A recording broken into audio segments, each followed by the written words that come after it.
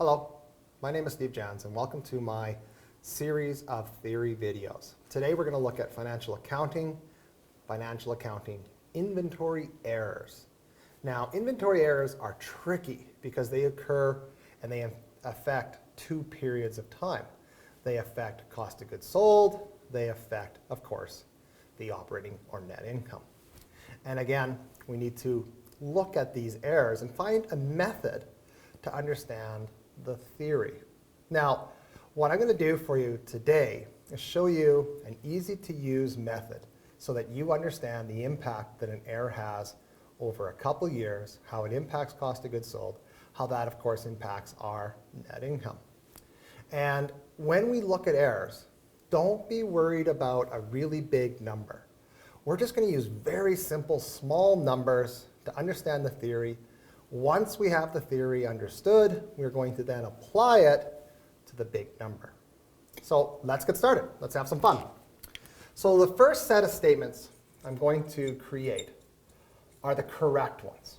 And then we're going to compare those to an incorrect set of statements. Now, how do you calculate cost of goods sold? I actually show this in my class all the time. Take a set of markers and hold them in your hand. Start with 1. That is your beginning inventory.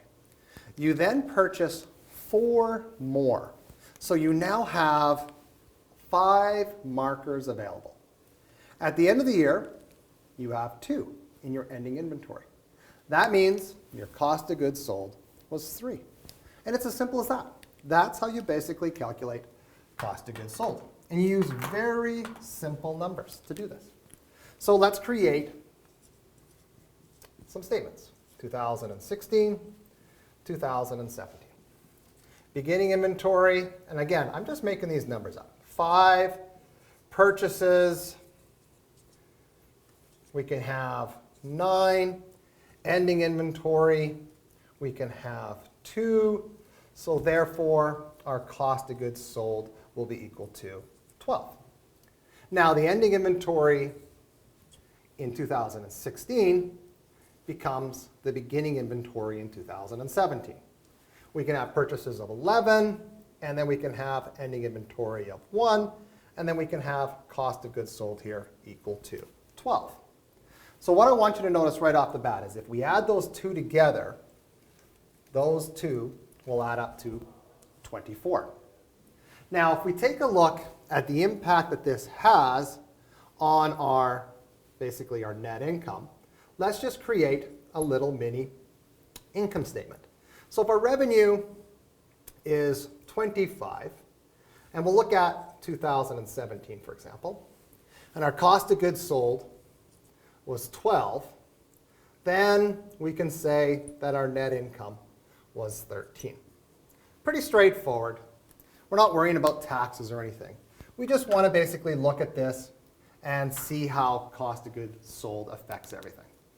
Now, what we want to do is we want to do an incorrect amount. We want to do an incorrect amount and see the impact that it has on net income for 2017. We want to see the effect that it has on also our cost of goods sold. So let's start again. 2016, 2017. So we'll use a lot of the same numbers. We're just going to have that one incorrect one. So we can have beginning inventory of 5. We can have purchases of 9. We can have ending inventory. Now this is a very common type of error. We miscounted. So we're going to make our error here so that we actually counted 3 when there really should have been only 2. We counted something twice. So that, of course, becomes our beginning inventory in the next year. So here, you're going to see that our cost of goods sold is 11. Now let's carry on.